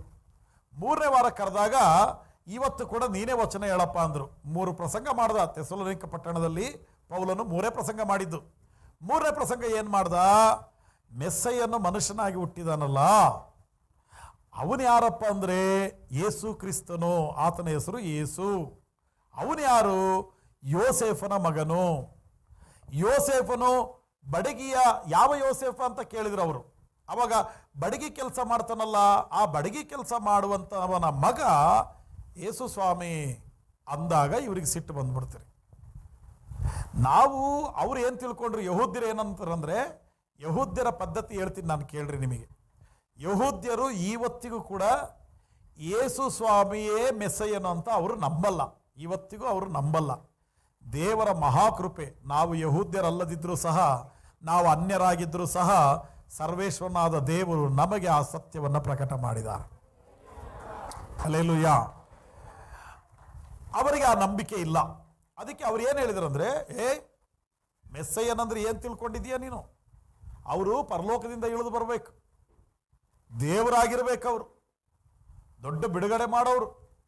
ಅಂಥದ್ದು ನೀನು ಆ ಬಡಗಿ ಮಗ ಯೇಸು ಸ್ವಾಮಿನ ಮೆಸ್ಸಯ್ಯ ಅಂತೀಯ? ನೀನು ಬುದ್ಧಿ ಐತೆ ಇಲ್ಲ ನಿನಗೆ ಅಂತ ಪೌಲನಿಗೆ ಬೈದರು, ವಿರೋಧ ಮಾಡಿದರು. ಆವಾಗ ಅಲ್ಲಿ 2 ಗುಂಪಾಗ್ಬಿಡ್ತೀರಿ. ಒಂದು ಗುಂಪು ಹೌದು ಪೌಲನ ಹೇಳಿದ್ದು ಕರೆಕ್ಟ್, ಪೌಲ ನೀನು ಹೇಳಿದ್ದು ಸರಿಯಪ್ಪ ಅಂದರು ಕೆಲವರು. ಇನ್ನೊಂದು ಗುಂಪು, ನೀನು ಏನು ಮಾತಾಡ್ತಿದೀಯ, ನೀನು ತಪ್ಪು ಉಪದೇಶ ಮಾಡಕ್ಕೆ ಬಂದಿದೀಯಾ ನೀನು ಅಂತೇಳಿ ಕೆಲವರು ಇನ್ನೊಂದು ಗುಂಪಾಯಿತು. ಆ ವಿರೋಧ ಮಾಡುವ ಗುಂಪು ಏನು ಮಾಡಿದ್ರಪ್ಪ ಅಂದರೆ, ಪೌಲನನ್ನು ಕೊಲ್ಲುವಷ್ಟು ಮಟ್ಟಿಗೆ ಹೊರಟಾಗ್ಬಿಟ್ರು ಅವರು. ಏನಾದರೂ ಮಾಡಿ ಇವನನ್ನು ಕೊಂದು ಊರಾಚೆಗೆ ಹಾಕ್ಬಿಡ್ಬೇಕಲ್ಲ ಇವನ್ನ, ಇಲ್ಲ ಅಂದರೆ ಎಲ್ಲ ಜನರಿಗೆ ಇವನು ಸುಳ್ಳು ಸಾರಿ ಹೇಳ್ಬಿಡ್ತಾನೆ, ಅದಕ್ಕೆ ಊರಿಂದ ಆಚೆಗೆ ಹಾಕ್ಬಿಡ್ಬೇಕು ಇವನ್ನ, ಸಾಯಿಸ್ಬಿಡ್ಬೇಕು ಇವನ್ನ ಪ್ಲ್ಯಾನ್ ಮಾಡಿದರು. ಆವಾಗ ಕೆಲವು ಯುವಕರು ಓಡಿ ಬಂದು ಪೌಲನಿಗೆ, ಪೌಲ ಅವರು ನಿನ್ನ ಕೊಲ್ಲಬೇಕಂತಿದ್ದಾರೆ, ನೀವು ಈ ಊರಲ್ಲಿರೋದು ಅಷ್ಟು ಒಳ್ಳೆಯದಲ್ಲ, ಈ ಪಟ್ಟಣದ ಗೋಡೆ ಇದೆಯಲ್ಲ, ಗೋಡೆನ ನಾವು ದಾಟಿಸ್ಬಿಡ್ತೀವಿ, ಏನಾದರೂ ಮಾಡಿ ಗೋಡೆನ ನಿಮಗೆ ಹತ್ತಿಸ್ಬಿಡ್ತೀವಿ. ಅಂದರೆ ಪ್ರತಿಯೊಂದು ಪಟ್ಟಣಕ್ಕೂ ಗೋಡೆ ಇರ್ತಾ ಇತ್ತು. ಯಾಕೆ ಅಂದರೆ ಶತ್ರು ಸೈನ್ಯಗಳು ಮುತ್ತಿಗೆ ಹಾಕಬಾರ್ದು ಅಂತ ಗೋಡೆಗಳು ಕಟ್ತಿದ್ರು. ಆ ಗೋಡೆ ನಾವು ಹೆಂಗಾದರೂ ದಾಟಿಸ್ತೀವಿ, ನೀನು ಊರು ಬಿಟ್ಟು ಹೋಗ್ಬಿಡಪ್ಪ, ಕೊಂದು ಬಿಡ್ತಾರಿಲ್ಲ ಅಂದರೆ ಅಂತ ಕೆಲವರು ಬಂದು ಹೇಳಿದರು. ಆವಾಗ ಪೌಲ, ಸೀಲ ಮತ್ತು ತಿಮೋತಿ ಇವರು 3 ಇದ್ರಲ್ಲ, ಇವರು 3ರನ್ನ ಗೋಡೆ ಹತ್ತಿಸಿ ಕಳಿಸ್ಬಿಟ್ರು. ಇವರು ಪೌಲ ಏನು ಮಾಡ್ದ, ಅಲ್ಲಿಂದ ಎಥೆನ್ಸ್ ಅನ್ನುವಂಥ ಊರಿಗೆ ಬಂದ, ಅಲ್ಲಿಂದ ಕೊರಿಂತ ಅನ್ನುವಂಥ ಊರಿಗೆ ಬಂದ. ಕೊರಿಂತದಲ್ಲಿ 1 ವರ್ಷ 8 ತಿಂಗಳು ಅಲ್ಲೇ ವಾಸ ಮಾಡ್ದ. ಒಂದು ದಿವಸ ಅವ್ರು ಕುತ್ಕೊಂಡು ಮಾತಾಡ್ತಾ ಇರಬೇಕಾದ್ರೆ ಪೌಲನಿಗೆ ಆಲೋಚನೆ ಬಂತು, ಅಲ್ಲಪ್ಪ ತಿಮೋತಿ, ಸೀಲ, ನನ್ನ ಮಾತು ಕೇಳ್ರು, ಮತ್ತು ನಾವು ತೆಸಲೋನಿಕಕ್ಕೆ ಹೋಗಿ ಸೇವೆ ಮಾಡಿದ್ವಿ, ಅಲ್ಲಿ ಪ್ರಸಂಗ ಮಾಡಿದ್ವಿ. ಒಂದು ಗುಂಪು ಏನೋ ವಿರೋಧ ಮಾಡ್ತು, ನಾನು ಒಪ್ತೀನಿ. ಆದರೆ ಇನ್ನೊಂದು ಗುಂಪು ಸ್ವೀಕಾರ ಮಾಡಿ ದೇವರಲ್ಲಿ ಪ್ರಾರ್ಥನೆಯಲ್ಲಿ ಬೆಳೀತಾ ಇದ್ರಲ್ಲ, ಅವರು ದೇವರ ವಾಕ್ಯದಲ್ಲಿ ಬೆಳೀತಾ ಇದ್ರಲ್ಲ, ನಾವು ಅವ್ರನ್ನ ಬಿಟ್ಟು ಬಂದ್ಬಿಟ್ವಲ್ಲ. ಈಗ ಅವ್ರಿಗೆ ದೇವರ ವಾಕ್ಯ ಹೇಳೋರು ಯಾರು? ಅವರು ಪ್ರಾರ್ಥನೆಯಲ್ಲಿ ಬೆಳೆಯೋದು ಹೆಂಗೆ? ಅದಕ್ಕೆ ತಿಮೋತಿ, ನೀನು ಅಲ್ಲಿ ಹೋಗಿ ಸ್ವಲ್ಪ ದಿನ ಸೇವೆ ಮಾಡು ಅಂತಂದರು. ಆವಾಗ ತಿಮೋತಿಗೆ ಒಂದು 20 ವರ್ಷ 21 ವರ್ಷ ಇದ್ದಿರ್ಬೋದು. ಸೇವೆಗೆ ಬಂದಾಗ 17 ವರ್ಷ, ಒಂದು 3 ವರ್ಷ 4 ವರ್ಷ ದಾಟಿದ ಮೇಲೆ 20 21 ವಯಸ್ಸಿರಬೇಕು. ಆವಾಗ ತಿಮೋತಿಗೆ ಗಾಬರಿ ಆಗಿಬಿಡ್ತು. ಅಯ್ಯಯ್ಯೋ ಪೌಲವರೇ, ಏನು ಹೇಳ್ತಿದ್ದೀರ ನೀವು? ನನ್ನ ವಯಸ್ಸು ಚಿಕ್ಕದು, ನಾನು ಅನುಭವ ಇಲ್ಲದವನು. ಅವರು ಯಹೂದ್ಯರೆಲ್ಲ ದೊಡ್ಡ ದೊಡ್ಡ ಪಾಂಡಿತ್ಯ ಪಡೆದವರು, ದೊಡ್ಡ ದೊಡ್ಡ ವ್ಯಕ್ತಿಗಳು. ಅವ್ರ ಮಧ್ಯದಲ್ಲಿ ಹೋಗಿ ನಾನೆಲ್ಲಾದರೂ ವಾಕ್ಯ ಸಾರಕ್ಕಾಗತ್ತೆ? ಅಯ್ಯಯ್ಯೋ ಅಂದ. ಆವಾಗ ಪೌಲ್ ಏನು ಹೇಳ್ತಾರಂದರೆ, ನೀನು ಮಾತಾಡಬೇಡ, ದೇವ್ರು ಮಾತಾಡ್ತಾರೆ ನಿನ್ನ ಜೊತೆ. ನನ್ನ ಜೊತೆಗಿದ್ದು ನೀನು ವಾಕ್ಯ ಕಲ್ತಿದೆಯಲ್ಲ, ನೀನು ವಾಕ್ಯ ಏನು ಕಲ್ತಿದೆಯೋ ಅದನ್ನೇ ಸಾರೋಗು. ದೇವ್ರು ಸಹಾಯ ಮಾಡ್ತಾರೆ, ನಿನ್ನ ಜೊತೆ ದೇವ್ರು ಇರ್ತಾರೆ. ಇದ್ದರೂ ಸತ್ರು ಸೇವೆಗಾಗಿ ಅಂತ ನೀನು ಬಂದಿದೆಯಲ್ಲ, ಮತ್ತೆ ಹೋಗು, ನಿನಗೊಂದು ಅವಕಾಶ ಕೊಡ್ತೀನಿ ಅಂತಂದರು. ಆವಾಗ ಇವನು ಸರಿ ಆಯಿತು ಅಂತೇಳಿ ತೆಸಲೋನಿಕಕ್ಕೆ ಹೋದಾರಿ. ಪೌಲು ಹೋಗಲಿಲ್ಲ, ಯಾಕಂದರೆ ಪೌಲನನ್ನು ಕೊಲ್ಲಬೇಕಂತಿದ್ರಲ್ಲ. ಅದಕ್ಕೆ ಪೌಲ್ ಏನು ಮಾಡ್ದ ಅಂದರೆ ತಿಮೋತಿಯನ್ನು ಕಳಿಸ್ಕೊಟ್ಟ. ತಿಮೋತಿ ಹೋಗಿ ಅಲ್ಲಿ ಸೇವೆ ಮಾಡ್ತಾ ಮಾಡ್ತಾ 1 ವರ್ಷ ಸೇವೆ ಮಾಡ್ದ ರೀ. ಎಷ್ಟು ದಿನ ಸೇವೆ ಮಾಡ್ದ? ಕರೆಕ್ಟಾಗಿ 1 ವರ್ಷ ಸೇವೆ ಮಾಡ್ದ. 1 ವರ್ಷ ಆದಮೇಲೆ ಪೌಲ ಇನ್ನೂ ಕೊರಿಂತದಲ್ಲೇ ಇದ್ದ. ಆವಾಗ ತಿಮೋತಿ ಸೀದಾ ಕೊರಿಂತಕ್ಕೆ ಬಂದ ಪೌಲ್ ಹತ್ರ ಬಂದು ಪೌಲ್ ಕೇಳ್ತಾರೆ, ಹೆಂಗಿದಾರಪ್ಪ ನಮ್ಮ ಜನ ಎಲ್ಲ? ಭಾಳ ಚೆನ್ನಾಗಿದ್ದಾರೆ ಸ್ವಾಮಿ, ಭಾಳ ಅದ್ಭುತವಾಗಿದ್ದಾರೆ ಎಲ್ಲರೂ.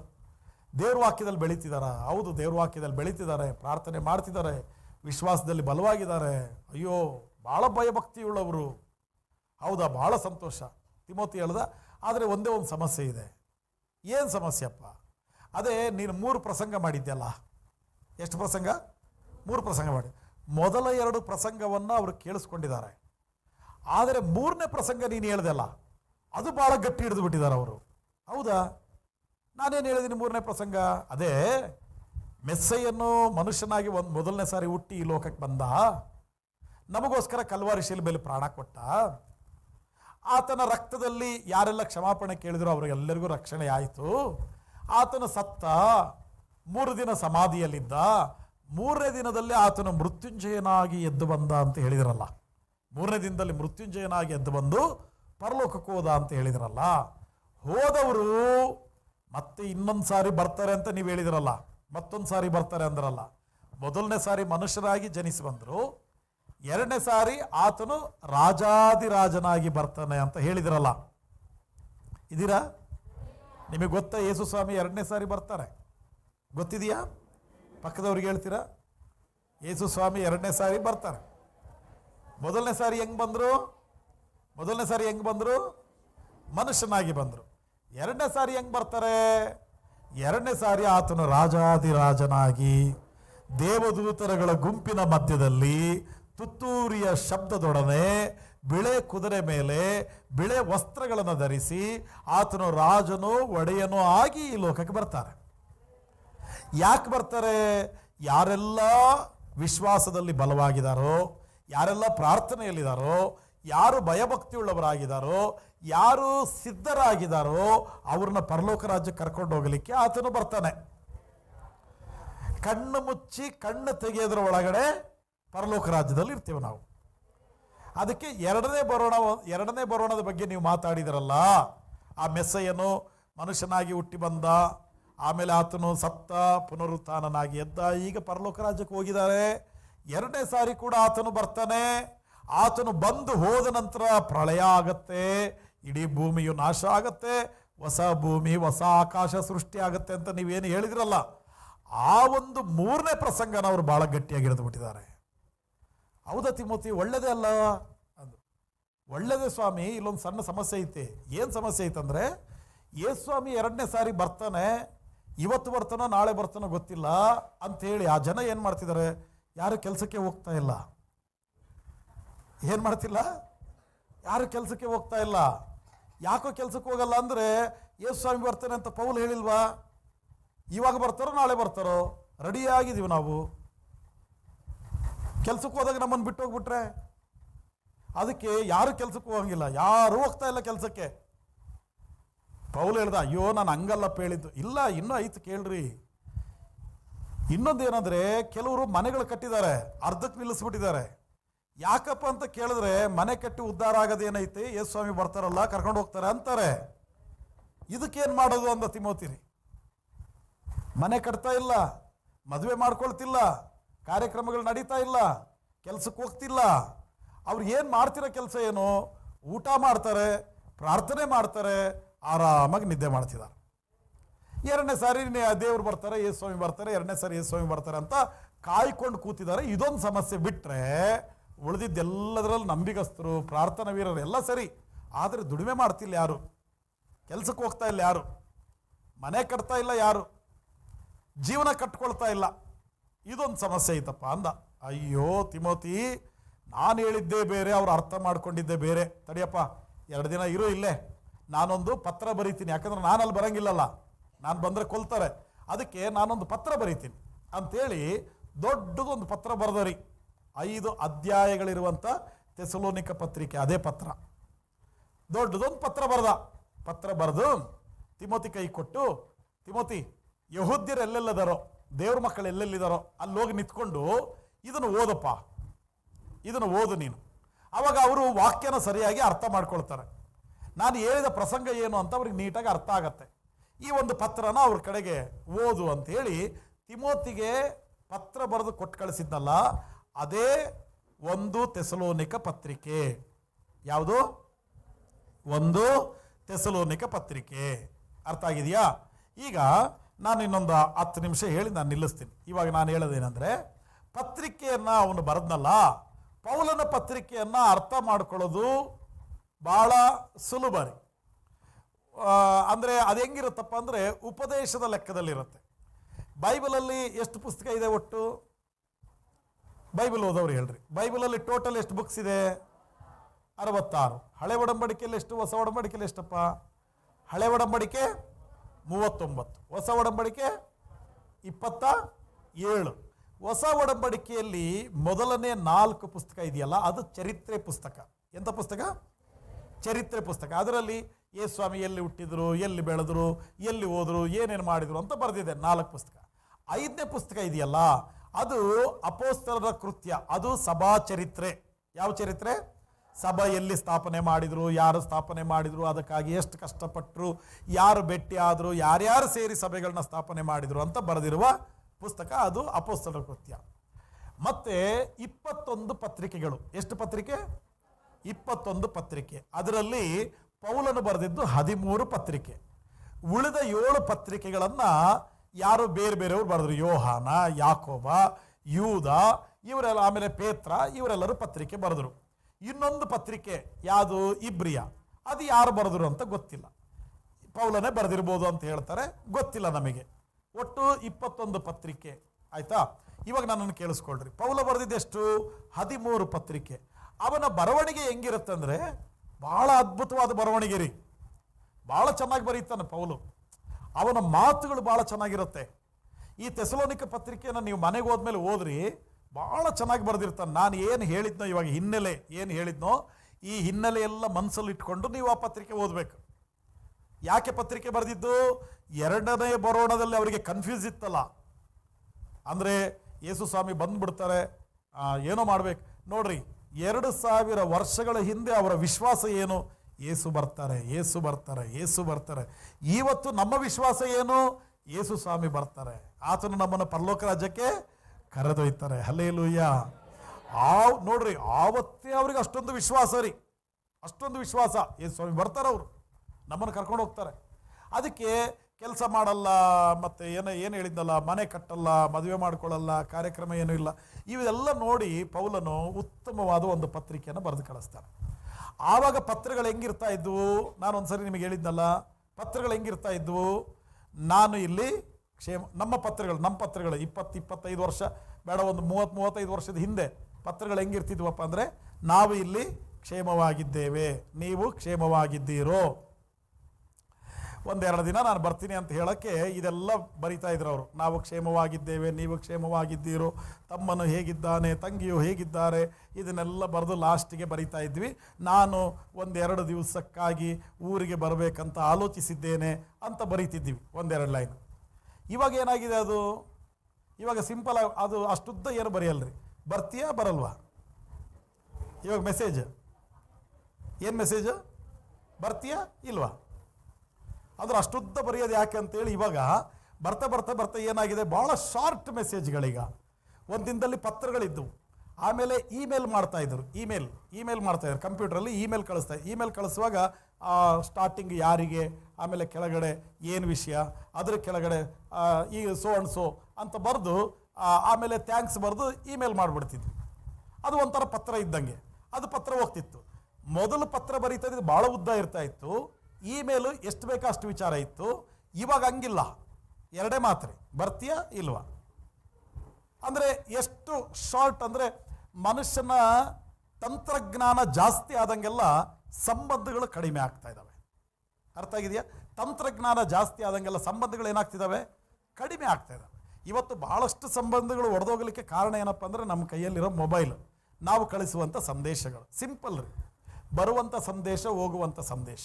ಇವಾಗ ಎಷ್ಟು ಮಟ್ಟಿಗೆ ತಪ್ಪು ಹುಡುಕ್ತಾರೆ ಅಂದರೆ, ನಾವೇನಾದರೂ ಸಂದೇಶ ಕಳಿಸಿದಾಗ ಅದರಲ್ಲಿ ಕೆಲವೊಂದು ಚಿತ್ರಗಳಿರ್ತಾವಲ್ಲ, ಇದೊಂದು ಹಿಂಗೊಂದು, ಆಮೇಲೆ ಇದು, ಮತ್ತು ಅದು ನಗದು, ಆಮೇಲೆ ಅಳದು, ಈ ಚಿತ್ರಗಳಿರ್ತಾವಲ್ಲ. ಬೈ ಮಿಸ್ಟೇಕ್ ನಾವು ನಗದನ್ನು ಕಳ್ಸೋಕೆ ಹೋಗಿ ಅಳದು ಕಳಿಸ್ಬಿಟ್ರೆ ಅದಕ್ಕೆ ಯೋಚನೆ ಮಾಡ್ತಾ ಕೂರ್ತಾರೋ, ಅಯ್ಯೋ ನಾನು ಏನು ಕಳಿಸಿದ್ದೆ, ಪಾಪ ಅಳ್ತಾ ಇದ್ದಾರೆ, ಬರೀ ಅಷ್ಟಕ್ಕೆ ರೀ. ಅಂದರೆ ಆ ಪತ್ರಗಳು ಹೆಂಗಿರ್ತಿತ್ತಂದರೆ ಭಾಳ ಅದ್ಭುತವಾಗಿ ಒಂದು ವಿಚಾರ ಹೇಳೋಕ್ಕೋಸ್ಕರ ಭಾಳ ದೊಡ್ಡ ಪತ್ರ ಬರೀತಾ ಇದ್ರು. ಪೌಲನ್ ಪತ್ರಿಕೆ ಹಂಗಿತ್ತು ರೀ. ಪೌಲನ್ ಪತ್ರಿಕೆ ಹೆಂಗಿತ್ತಂದರೆ ಅವನು 4 ವಿಷಯ ಬರೀತಿದ್ದ. 4 ವಿಷಯ ಇರ್ತಾ ಇದ್ವು ಪೌಲನ್ ಪತ್ರಿಕೆ, ಎಲ್ಲ ಪತ್ರಿಕೆಯಲ್ಲೂ ಕೂಡ. ಏನು ಬರೀತಿದ್ದ ಅವನು? ಪೌಲನಾಗಿರುವ ನಾನು, ಅಪೋಸ್ತಲನಾಗಿರುವ ನಾನು. ಅಂದರೆ ಯಾರು ಬರೀತಾ ಇದ್ದಾರೆ ಅಂತ ಗೊತ್ತಾಗಬೇಕಲ್ಲ, ಅದಕ್ಕೆ ಪೌಲನಾಗಿರುವ ನಾನು, ಕ್ರಿಸ್ತ ಯೇಸುವಿನ ಮೂಲಕ ಅಪೋಸ್ತಲನಾಗಿ ಕರೆಯಲ್ಪಟ್ಟ ನಾನು, ಏನೋ ಥೆಸಲೋನಿಕ ಸಭೆಯವರಾದ ನಿಮಗೆ ಬರೆಯುವುದೇನೆಂದರೆ ಅಂತ ಸ್ಟಾರ್ಟ್ ಮಾಡ್ತಿದ್ದ. ಆಮೇಲೆ ಮೂರನೇದು ಏನು ಬರೀತಾ ಇದ್ದ, ಮೂರನೇ ಸಂಗತಿ ಏನು ಹೇಳ್ತಿದ್ದ ಅಂದರೆ ಅಭಿನಂದನೆ ಹೇಳ್ತಿದ್ದ. ಫಸ್ಟು ಯಾರು ಯಾರಿಗೆ ಬರೀತಿದ್ದಾರೆ, ಎರಡನೇದು ವಂದನೆಗಳು, ಮೂರನೇದು ಅವರಿಗೋಸ್ಕರ ಅಭಿನಂದನೆ ಮಾಡ್ತಿದ್ದ. ಅಭಿನಂದನೆ ಅಂದರೆ ಏನಂದರೆ, ಉದಾಹರಣೆಗೆ ನಾನು ನಿಮಗೆ ಹೇಳ್ತೀನಿ, ನಿಮ್ಮ ಮನೆಗೆ ಒಂದು ಪತ್ರ ಬರೆದರೆ ಆ ಪತ್ರದಲ್ಲಿ ನೀವು ಭಾಳ ಒಳ್ಳೆ ಜನ, ನೀವು ಅವತ್ತು ಬಂದಾಗ ನಮಗೆ ಮಾಡಿದ ಆತಿಥ್ಯ ಭಾಳ ಸಂತೋಷ ಆಯಿತು, ನಿಮ್ಮ ಮನೆಯಲ್ಲಿ ಆ ಸಹೋದರ ಇದ್ದಾನಲ್ಲ ಎಷ್ಟು ಅದ್ಭುತವಾಗಿ ಮಾತಾಡ್ತಾನೆ, ಹಿಂಗೆ ಅಂದರೆ ಅವರನ್ನು ಅಭಿನಂದನೆ ಮಾಡ್ತಿದ್ದ. ಅಭಿನಂದನೆ ಮಾಡಿ ಬರಿತಾ ಇದ್ದ. ನಾಲ್ಕನೇದು ಲಾಸ್ಟ್ ಪೋರ್ಷನ್ ಏನಪ್ಪ ಅಂದರೆ ಆ ಪತ್ರ ಬರೆಯೋಕ್ಕೆ ಕಾರಣ ಏನು ಅಂತ ಬರಿತಾ ಇದ್ದ. ಈ ಥರ 4 ಭಾಗ ಇರ್ತಾ ಇದ್ವು. ಪೌಲನು ಬರೆಯುವಂಥ ಎಲ್ಲ ಪತ್ರಿಕೆಯಲ್ಲಿ ಈ ಥರ ಇರುತ್ತೆ. ಇದರಲ್ಲಿ ಕೂಡ ಈ ಒಂದು ಥೆಸಲೋನಿಕ ಪತ್ರಿಕೆಯಲ್ಲಿ ಕೂಡ ಅವನು ಆ ಪತ್ರಿಕೆಯನ್ನು ಸ್ಟಾರ್ಟ್ ಮಾಡುವಾಗ ಹಿಂಗೆ ಸ್ಟಾರ್ಟ್ ಮಾಡ್ತಾನೆ. ಇವಾಗ ನಿಮ್ಮ ಬೈಬಲಲ್ಲಿ 1 ಥೆಸಲೋನಿಕ ಪತ್ರಿಕೆ ತೆಗೆದು 1ನೇ ವಾಕ್ಯ ಮಾತ್ರ ಓದ್ರಿ. ಆ ವಾಕ್ಯ ಓದಿದ್ಮೇಲೆ ನಾನು ನಿಲ್ಲಿಸ್ತೀನಿ. ಏನಂತ ಬರೀತಾನೆ ಓದ್ರಿಪ್ಪ. ತಂದೆಯಾದ ದೇವರಲ್ಲಿಯೂ ಕರ್ತನಾದ ಯೇಸು ಕ್ರಿಸ್ತನಲ್ಲಿಯೂ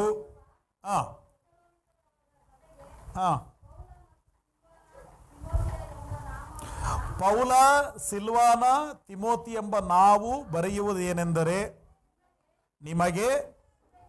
ನಿಮಗೆ ಕೃಪೆಯೂ ಶಾಂತಿಯೂ ಆಗಲಿ ಅಂದ. ಇಷ್ಟೇ ಸಾಕು. ಅಂದರೆ ನಾನು ನಿಮಗೆ ಪತ್ರಿಕೆಯನ್ನು ತೋರಿಸ್ತಾ ಇದ್ದೀನಿ, ಯಾವ ಥರ ಅವನು ಬರವಣಿಗೆ ಇರುತ್ತೆ ಅಂತ. ಇದನ್ನು ಹೇಳಿ ನಾನು ನಿಲ್ಲಿಸ್ತೀನಿ. ನನ್ನ ಕಡೆ ಇವಾಗ ಕೇಳಿಸ್ಕೊಳ್ರಿ. ಏನಂತ ವಾಕ್ಯ ಬರೀತಾನ ಅವನು? ಪೌಲನಾಗಿರುವಂಥ ನಾನು, ಇನ್ನೊಂದ್ಸರಿ ಓದ್ರಿ, ಆ ವಚನ ಓದ್ರಿ. ತಂದೆಯಾದ ದೇವರಲ್ಲಿಯೂ ಕರ್ತನಾದ ಯೇಸು ಕ್ರಿಸ್ತನಲ್ಲಿಯೂ ಇರುವ ಥೆಸಲೋನಿಕದವರಿಗೆ ಸಭೆಗೆ ಪೌಲ, ಸಿಲ್ವಾನ, ತಿಮೋತಿ ಎಂಬ ನಾವು. ಇಲ್ಲಿ ಕೇಳಿಸ್ಕೊಳ್ರಿ. ಈ ಸಭೆಗೆ, ಥೆಸಲೋನಿಕ ಸಭೆಗೆ ಪೌಲ, ಸಿಲ್ವಾನ, ತಿಮೋತಿ ಎಂಬ ನಾವು ಬರೆಯುವುದೇನೆಂದರೆ ನಿಮಗೆ. ನೋಡ್ರಿ, ಎಷ್ಟು ಜನ ಬರ್ದಿರೋದಲ್ಲಿ? ಈಗ ಒಂದು ಪತ್ರ ಬರಿಬೇಕಾದ್ರೆ ಎಷ್ಟು ಜನ ಪೆನ್ ಹಿಡ್ಕೋಬೇಕು? ಈಗ 3 ಇದಾರಲ್ಲಿ. ಪತ್ರ ಬರೆಯುವಾಗ ಎಷ್ಟು ಜನ ಇದ್ದಾರೆ? 3 ಇದ್ದಾರೆ. ಪೆನ್ ಹಿಡ್ದಿರೋದು ಎಷ್ಟು ಜನ? ಒಬ್ಬರೇ ಪೆನ್ ಹಿಡ್ದಿರೋದು. ಆದರೆ ಪೌಲ್ ಬರೀತಿರೋದೇನು? ಪೌಲ, ಸಿಲ್ವಾನ ಮತ್ತೆ ತಿಮೋತಿ ಎಂಬ ನಾವು ಬರೆಯುವುದೇನೆಂದರೆ, ಇವರು ಮೂವರಲ್ಲಿ ಯಾರೋ ಒಬ್ಬರು ಪೆನ್ ಹಿಡಿದಾರೆ. ನನಗನ್ಸುತ್ತೆ ತಿಮೋತಿ ಹಿಡಿದಿರಬೇಕು, ಪೌಲ ಹೇಳಿರಬೇಕು, ಇಲ್ಲ ಅಂದರೆ ಪೌಲನೇ ಪೆನ್ ಹಿಡಿದು ಬರೆದಿರಬೇಕು, ಯಾರೋ ಒಬ್ಬರು ಪೆನ್ ಹಿಡಿದಿದ್ದಾರೆ. ಉಳಿದ ಮೂವರ ಹೆಸರಲ್ಲಿ ಯಾಕೆ ಬರೀತಂಗಾದರೆ ಇಲ್ಲಿ ಕೇಳಿಸ್ಕೊಳ್ರಿ, ನಾವು ಮೂವರಲ್ಲ. ಪೌಲನ ಪ್ರತಿಯೊಂದು ಶಬ್ದ ಕೂಡ ಒಂದು ಸಂದೇಶ ರೀ. ಏನು ಹೇಳ್ರಿ? ಪೌಲನ ಪ್ರತಿಯೊಂದು ಶಬ್ದಗಳು ಕೂಡ ಒಂದೊಂದು ಸಂದೇಶ. ಅವನು ಹೇಳುವ ಸಂದೇಶ ಏನಪ್ಪ? ಅದರ ಮೂಲಕ ಕೊಡೋ ಸಂದೇಶ ಏನಂದರೆ, ನಾವು ಮೂವರಲ್ಲ, ನಾವು ಮೂವರು ಸಹ ಒಂದೇ.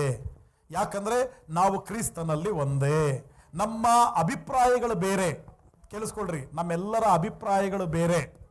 ನಾವು ಹುಟ್ಟಿ ಬೆಳೆದ ಊರುಗಳು ಬೇರೆ, ನಮ್ಮ ಹೆಸರುಗಳು ಬೇರೆ, ನಮ್ಮ ವಯಸ್ಸಿನ ಅಂತರ ಬೇರೆ ಬೇರೆ. ಕೆಲವರು ಚಿಕ್ಕವರಿದ್ದೀವಿ, ದೊಡ್ಡವರಿದ್ದೀರಿ, ಕೆಲವರು ಯವನಸ್ಥರಿದ್ದೀರಿ, ಕೆಲವರು ಮುಪ್ಪಾದವರಿದ್ದೀವಿ.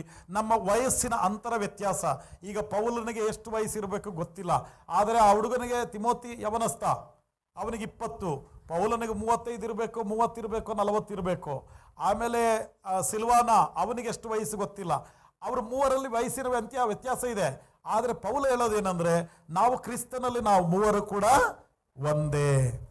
ನಮ್ಮ ಅಭಿಪ್ರಾಯಗಳು ಬೇರೆ ಇರ್ಬೋದು, ನಮ್ಮ ವಯಸ್ಸಿನ ಅಂತರ ಇರ್ಬೋದು, ನಮ್ಮ ಊರುಗಳು ಬೇರೆ ಇರ್ಬೋದು, ನಮ್ಮ ಹೆಸರುಗಳು ಬೇರೆ ಇರ್ಬೋದು, ನಮ್ಮ ಸಮುದಾಯಗಳು ಬೇರೆ ಇರ್ಬೋದು, ಆದರೆ ಕ್ರಿಸ್ತನಲ್ಲಿ ನಾವೆಲ್ಲರೂ ಒಂದೇ. ಒಂದ್ಸರಿ ಜೋರಾಗಿ ಹೇಳ್ತೀರಾ? ಕ್ರಿಸ್ತನಲ್ಲಿ ನಾವೆಲ್ಲರೂ ಒಂದೇ. ಪಕ್ಕದವರಿಗೆ ಹೇಳ್ತೀರಾ? ಎಡಗಡೆಯಲ್ಲಿ ಬಲಗಡೆಯಲ್ಲಿ ಇರೋರಿಗೆ ಹೇಳ್ರಿ, ಕ್ರಿಸ್ತನಲ್ಲಿ ನಾವೆಲ್ಲರೂ ಒಂದೇ. ಹಲ್ಲೆಲೂಯ. ಪೌಲ ಹೇಳ್ತಾ ಇರೋ ಮಾತು ಇಲ್ಲಿ ನನ್ನನ್ನು ಕೇಳಿಸ್ಕೊಳ್ರಿ. ತಮಿಳ್ನಾಡಲ್ಲಿ ಒಂದು ಚರ್ಚ್ ಇದೆ. ಇದು ಟಿ ವಿ ನ್ಯೂಸಲ್ಲೆಲ್ಲ ಬಂತು. ನಾನು ನಿಮಗಿದು ಉದಾಹರಣೆಗೆ ನಾನು ಹೇಳ್ತಿದ್ದೀನಿ.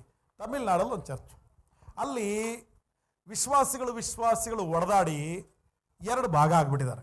ಎ ಟೀಮ್ ಒಂದು, ಬಿ ಟೀಮ್ ಒಂದು. ನನ್ನ ಕಡೆಗೆ ಬರೋರೆಲ್ಲ ಬರಲೇ ಅಂತ ಒಬ್ಬನನ್ನ, ಇನ್ನೊಬ್ಬನ ನನ್ನ ಕಡೆಗೆ ಬರೋರೆಲ್ಲ ಬರಲೇ ಅಂದ ಇವನು. 2 ಭಾಗ ಆಗ್ಬಿಡ್ತು. ಚರ್ಚ್ ಏನಾಯಿತು? 2 ಭಾಗ ಆಗ್ಬಿಡ್ತು. ಆದರೆ ಅದೇ ದೇವಾಲಯದಲ್ಲಿ ಆರಾಧನೆ ಮಾಡ್ತಾರೆ ಅವರು, ಒಂದೇ ದೇವಾಲಯದಲ್ಲಿ ಆರಾಧನೆ ಮಾಡ್ತಾರೆ. ಏನಾಯ್ತಪ್ಪ ಅಂದರೆ, ಪಾಸ್ಟ್ರು ಇಬ್ಬರು ಬೇಡ, ನೀವೇ ಇರ್ರಿ ಪಾಸ್ಟ್ರು. ನಾವು ಹೊಡೆದಾಡಿದ್ರೆ ಮತ್ತೆ ಬೇರೆ ಬೇರೆ ಪಾಸ್ಟ್ರುಗಳು ಯಾಕೆ? ನೀವೇ ಇರ್ರಿ. ಆದರೆ ಚರ್ಚಲ್ಲಿ ಫುಲ್ ಫಿಟ್ಟಿಂದ ಹಿಡಿದು ಅಲ್ಲಿವರೆಗೂ ಒಂದು ಗೋಡೆ ಕಟ್ತೀವಿ, ಹಿಂಗೆ ಅಡ್ಡ. ಕೇಳಿಸ್ಕೊಳ್ರಿ, ಇಲ್ಲಿ ಹಿಂಗೊಂದು ಗೋಡೆ ಇರುತ್ತೆ, ಗೋಡೆ ಕಟ್ಟಿದ್ದಾರೆ. ಈ ಕಡೆ ಒಂದು ಗುಂಪಿನವ್ರು ಕೂತ್ಕೊಳ್ತಾರೆ, ಆ ಕಡೆ ಒಂದು ಗುಂಪಿನವ್ರು ಒಂದು ಕೂತ್ಕೊಳ್ತಾರೆ. ಫುಲ್ ಫಿಟ್ಟಲ್ಲಿ ಅರ್ಧ ಈ ಕಡೆ ಬಂತು, ಅರ್ಧ ಆ ಕಡೆ ಬಂತು. ಪಾಸ್ಟಲ್ಲಿ ನಿಲ್ಲಬೇಕು, ಸೆಂಟ್ರಿಗೆ ನಿಲ್ಲಬೇಕು. ಆ ಕಡೆಗೂ ಹೋಗಂಗಿಲ್ಲ, ಈ ಕಡೆಗೂ ಹೋಗಂಗಿಲ್ಲ. ಒಂದೆಜ್ಜೆ ಪಾಸ್ಟ್ ಆ ಕಡೆಗೆ ಇಟ್ರ ಅಲ್ಲ ಯಾಕೋ ಪಾಸ್ಟ್ ಆ ಕಡೆಗೆ ಸಪೋರ್ಟ್ ಮಾಡ್ತಾರೆ ಅಂತಾರೆ. ಒಂದೆಜ್ಜೆ ಈ ಕಡೆಗೆ ಇಟ್ಟರೆ ಯಾಕೋ ಇವ್ರಿಗೆ ಸಪೋರ್ಟ್ ಮಾಡ್ತಾರೆ ಅಂತಾರೆ. ಅದಕ್ಕೆ ಪಾಸ್ಟ್ ಏನು ಮಾಡಬೇಕು? ಮಧ್ಯದಲ್ಲಿ ನಿಲ್ಲಬೇಕು. ಫುಲ್ ಫಿಟ್ ಇಲ್ಲಿರುತ್ತೆ, ಇಲ್ಲಿಂದ ಕರೆಕ್ಟಾಗಿ ಗೋಡೆ ಹಿಂಗೆ ಉದ್ದುದ್ದ ಇರುತ್ತೆ. ಇಲ್ಲೊಂದು ಗುಂಪಿನವ್ರು ಕೂತ್ಕೋತಾರೆ, ಇಲ್ಲೊಬ್ರು ಗುಂಪಿನವ್ರು ಕೂತ್ಕೋತಾರೆ ಆರಾಧನೆಗೆ. ಈಗ ಪಾಸ್ಟ್ ಹೆಂಗೆ ಸ್ಟಾರ್ಟ್ ಮಾಡಬೇಕು? ಮತ್ತೆ ವಾಕ್ಯ ಹೇಳುವಾಗ, ಪ್ರಾರ್ಥನೆ ಮಾಡುವಾಗ, ಕ್ರಿಸ್ತನಲ್ಲಿ ಅನ್ಯೋನ್ಯವಾಗಿರುವ ಪ್ರೀತಿಯ ಸಹೋದರರೇ ಸಹೋದರಿಯರೇ ಅಂತ ಸ್ಟಾರ್ಟ್ ಮಾಡಬೇಕು. ಎಲ್ಲೈತೆ ಅನ್ಯೋನ್ಯತೆ? ಪಕ್ಕದ ಮಧ್ಯದಾಗ ಗೋಡೆ ಐತಿ. ನಾ ಹೇಳೋದು ಗೊತ್ತಾಗ್ತಿದೆಯಾ? ಒಡೆದಾಡಿ ಜಗಳ ಮಾಡಿ ಒಬ್ರಿಗೊಬ್ರು ಕಿತ್ತಾಡಿ ಸಪ್ರೇಟ್ ಮಾಡ್ಕೊಡ್ರಿ, ಮಧ್ಯದಲ್ಲಿ ಒಂದು ಗೋಡೆ ಐತಿ. ಪಾಸ್ಟ್ ಹೇಳೋದು, ಕ್ರಿಸ್ತನಲ್ಲಿ ಅನ್ಯೋನ್ಯವಾಗಿರುವ ಪ್ರೀತಿಯ ದೇವ ಮಕ್ಕಳೇ. ಅರ್ಥ ಆಯ್ತಾ? ಇದಕ್ಕೇನಾದರೂ ಅರ್ಥ ಇಲ್ಲ. ನಾ ಹೇಳೋದು ಗೊತ್ತಾಗ್ತಿದೆಯಾ? ಆದರೆ ಇವ್ರು ಮೂವರು ಹೆಂಗಿದ್ರು? ಇವ್ರ ಮಧ್ಯದಲ್ಲಿ ಗೋಡೆ ಇಲ್ಲ, ಇವ್ರ ಮಧ್ಯದಲ್ಲಿ ಭಿನ್ನಾಭಿಪ್ರಾಯ ಇಲ್ಲ, ಇವ್ರ ಮಧ್ಯದಲ್ಲಿ ಜಗಳ ಇಲ್ಲ. ಅವ್ರು ಮೂವರು ಎಷ್ಟು ಚೆನ್ನಾಗಿ ಹೇಳ್ತಾರೆ, ನಾವು ಮೂವರು ಸೇರಿ ಬರೆಯುವುದೇನೆಂದರೆ, ಅಂದರೆ ಅವರ ಮೂವರ ಮಧ್ಯದಲ್ಲಿ ಏನಿದೆ? ಅನ್ಯೋನ್ಯತೆ ಇದೆ. ನಾವು ಮೂವರು ಒಂದೇ, ನಾವು ಬೇರೆಯವರಲ್ಲ. ಆಮೇಲೆ ಏನು ಹೇಳ್ತಾನೆ? ನಾವು ಮೂವರು ಸೇರಿ ಬರೆಯುವುದೇನೆಂದರೆ, ಕೃಪೆಯೂ ಶಾಂತಿಯೂ ಆಗಲಿ. ಈಗ ಒಬ್ಬ ದೇವರ ಸೇವಕನಾಗಿ ನಾನು ಕೂಡ ನಿಮಗೆ ಹೇಳೋದೇನು? ನಿಮಗೆ ಕೃಪೆಯೂ ಶಾಂತಿಯೂ ಆಗಲಿ. Hallelujah, hallelujah. ನಮಗೇನಾಗಲಿ? ಕೃಪೆಯೂ ಶಾಂತಿಯೂ ಆಗಲಿ. ಫಸ್ಟು ಕೃಪೆ ಅಂತ ನೋಡ್ರಿ ಪೌಲು.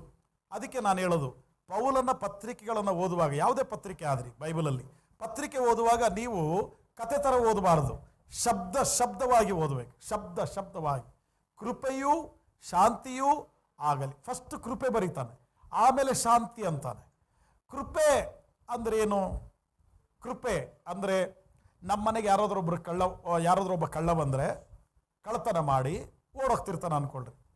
ನಮ್ಮ ಕೈಗೆ ಸಿಕ್ಬಿಟ್ಟ. ನಮ್ಮ ಕೈಗೆ ಸಿಕ್ಕರೆ ನಾವೇನು ಮಾಡ್ತೀವಿ? ಏನು ಮಾಡಬೇಕು? ಕೈಗೆ ಸಿಕ್ಕರೆ ಏನು ಮಾಡಬೇಕು? ಹೊಡಿಬೇಕು ಅವನಿಗೆ. ಅದೇ ನ್ಯಾಯ. ಕಳ್ಳತನ ಮಾಡ್ದನಿಗೆ ಶಿಕ್ಷೆ ಆಗಲೇಬೇಕಲ್ಲ, ಅದೇ ನ್ಯಾಯ. ಹೊಡಿಬೇಕು.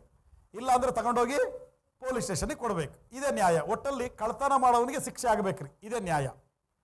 ಒಂದು ವೇಳೆ ಕಳ್ಳತನ ಮಾಡ್ತಾ ಇರೋವನ್ನ ನೋಡಿ ಕೈಗೆ ಸಿಕ್ಕರೂ ಕೂಡ ಬಿಡತ್ಲಾಗ ಹೋಗಪ್ಪ ಕಡೆಗೆ, ಇನ್ನೊಂದ್ಸರಿ ಕಳ್ಳತನ ಮಾಡ್ಬೇಡ ಅಂತ ಬಿಟ್ಬಿಟ್ಟೆ ಅನ್ಕೋ, ಅದಕ್ಕೆ ದಯೆ ಅಂತೀವಿ. ಅದಕ್ಕೇನಂತೀವಿ?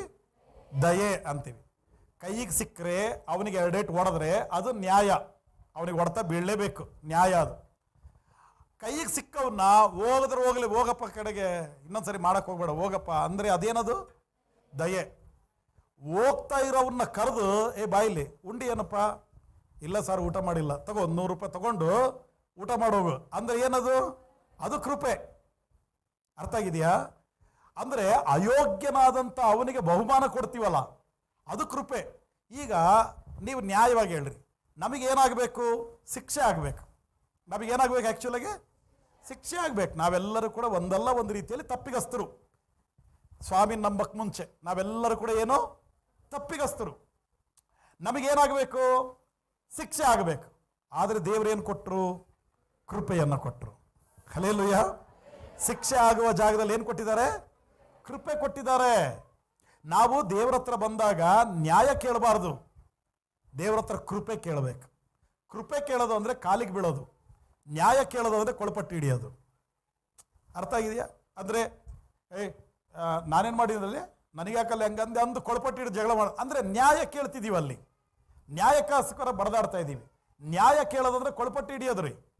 ಕೃಪೆ ಅಂದರೆ ಏನದು? ಕಾಲಿಡಿಯೋದು. ದೇವ್ರ ಹತ್ರ ಬಂದಾಗ ಕೊಳಪಟ್ಟು ಹಿಡಿಬಾರ್ದು. ದೇವ್ರ ಹತ್ರ ಬಂದಾಗ ಏನು ಮಾಡಬೇಕು? ಆತನ ಪಾದವನ್ನು ಹಿಡಿಬೇಕು. ಅಯ್ಯ ನಿನ್ನ ಕೃಪೆ ನನಗೆ ಕೊಡಪ್ಪ, ಅಯ್ಯ ನಿನ್ನ ಸಮಾಧಾನ ಕೊಡಪ್ಪ, ನೆಮ್ಮದಿ ಕೊಡಪ್ಪ, ಸಂತೋಷ ಕೊಡಪ್ಪ ಅಂತ ಕೃಪೆಗಾಗಿ ಆತನ ಪಾದಕ್ಕೆ ಅಡ್ಡು ಬೀಳ್ಬೇಕು ನಾವು. ಇದೀರಾ? ನೋಡ್ರಿ, ನನ್ನ ಮೇಲೆ ಕೃಪೆ ಇದೆ ಅಂತ ನಮಗೆ ಅನ್ನಿಸಿದ್ರೆ, ಯಾವತ್ತು ನಿನಗೆ ನನ್ನ ಮೇಲೆ ಕೃಪೆ ಇದೆ, ದೇವ್ರ ಕೃಪೆ ಇದೆ ಅನ್ಸುತ್ತೋ ಮನಸ್ಸಿಗೆ ಸಮಾಧಾನ ಬರುತ್ತೆ. ಏನೋ?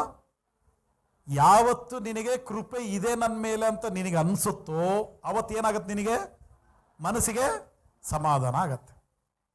ಇದೀರಾ? ಕೃಪೆ ಇದೆಯಾ ನಮ್ಮ ಮೇಲೆ? ದೇವರ ಕೃಪೆ ಇದೆಯಾ? ಹಂಗಾದ್ರೆ ಮನಸ್ಸಿಗೆ ಏನಾಗಬೇಕು? ನಮಗೆ ಸಮಾಧಾನ ಆಗಬೇಕು.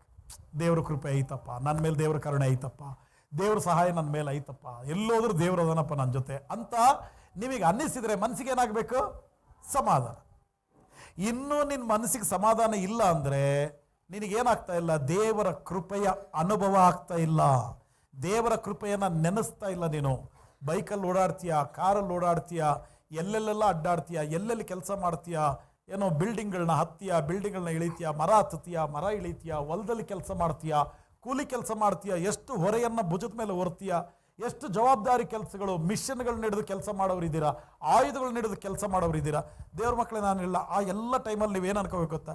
ದೇವರ ಕೃಪೆ ನನ್ನ ಮೇಲಿದೆ, ದೇವರ ಕೃಪೆ ನನ್ನ ಮೇಲಿದೆ, ದೇವರ ಕೃಪೆ ನನ್ನ ಮೇಲಿದೆ. ಅವಾಗ ಏನಾಗುತ್ತೆ? ಮನಸ್ಸಿಗೆ ಸಮಾಧಾನ ಆಗತ್ತೆ, ಗಡಿಬಿಡಿ ಆಗಲ್ಲ ಮನಸ್ಸಿಗೆ. ಹಲ್ಲೆಲೂಯಾ. ಅದಕ್ಕೆ ಪೌಲನು ಪತ್ರ ಬರೆಯೋಗಿ ಏನು ಹೇಳ್ತಾನಂದ್ರೆ, ಕೃಪೆಯೂ ಶಾಂತಿಯೂ ಆಗಲಿ ಅಂತ ಹೇಳ್ತಾನೆ. ಅಲ್ಲಿಂದ ಮುಂದಕ್ಕೆ ಥೆಸಲೋನಿಕದವರಿಗೆ ಅಭಿನಂದನೆ ಹೇಳ್ತಾನೆ. 3 ಅಧ್ಯಾಯಗಳ ಅಭಿನಂದನೆ ಹೇಳ್ತಾನೆ, ದೇವರಿಗೆ ಸ್ತೋತ್ರ ಹೇಳ್ತಾನೆ, ಅವರಿಗಾಗಿ ಪ್ರಾರ್ಥನೆ ಮಾಡ್ತಾನೆ. 4ನೇ ಅಧ್ಯಾಯ 5ನೇ ಅಧ್ಯಾಯ ಈ 2 ಅಧ್ಯಾಯಗಳು ಯೇಸು ಸ್ವಾಮಿಯ 2ನೇ ಬರೋಣದ ಬಗ್ಗೆ ಬರೆಯಲ್ಪಟ್ಟಿದೆ. ಇದು ಒಂದು ಥೆಸಲೋನಿಕ ಪತ್ರಿಕೆಯ ಸಣ್ಣ ಸಾರಾಂಶ. ಪ್ರಯೋಜನ ಆಯ್ತಾ ನಿಮಗೆ? ಸ್ವಲ್ಪ ಏನಾದರೂ ಪ್ರಯೋಜನ ಆಯ್ತಾ? Hallelujah, hallelujah. ಈಗ ನಾವು ಕೇಳಿದ ಈ ಸಂದೇಶ, ಈ ಬೈಬಲ್ ಸ್ಟಡಿ ಏನಿದೆಯಲ್ಲ, ಈ ಸಂದೇಶದ ಮೂಲಕ ನಮಗೆ ಒಂದೇ ಒಂದು ಚಿಕ್ಕ ವಿಚಾರ ನಮಗೆ ಸಿಕ್ಕಿದ್ದೇನಪ್ಪ ಅಂದರೆ, ದೇವರ ಕೃಪೆಗಾಗಿ ದೇವರಿಗೆ ಸ್ತೋತ್ರ ಹೇಳಬೇಕು. ಏನು ಮಾಡಬೇಕು? ದೇವರ ಕೃಪೆಗಾಗಿ ದೇವರಿಗೆ ಸ್ತೋತ್ರ ಹೇಳಬೇಕು. ನಾವು 3 ಇದ್ದರೂ 300 ಜನ ಇದ್ದರೂ ನಾಳೆ 3000 ಜನ ಆದರೂ ಕೂಡ ನಮ್ಮಲ್ಲಿ ಒಂದೇ ಅನ್ಯೋನ್ಯತೆ ಬರಬೇಕು, ಒಂದೇ ಐಕ್ಯತೆ ಬರಬೇಕು. ಜಗಳಗಳು ನಮಗೆ ಬೇಡ, ಒಡೆದಾಟಗಳು ಬೇಡ, ಭಿನ್ನಾಭಿಪ್ರಾಯಗಳು ಬೇಡ. ನೀವು ಗ್ರಾಮದಲ್ಲಿ ವಾಸ ಇರೋರು, 2 ಮನೆ 3 ಮನೆ ವಾಸ ಇರೋರು, ದಯವಿಟ್ಟು ನಾನು ಹೇಳ್ತೀನಿ, ಜಗಳಗಳು ಮಾಡಬಾರ್ದು, ಭಿನ್ನಾಭಿಪ್ರಾಯ ಇರಬಾರ್ದು. ನೀವು ಒಬ್ಬರಿಗೊಬ್ಬರು ಪ್ರೀತಿಯಿಂದ ಜೀವಿಸ್ಬೇಕು.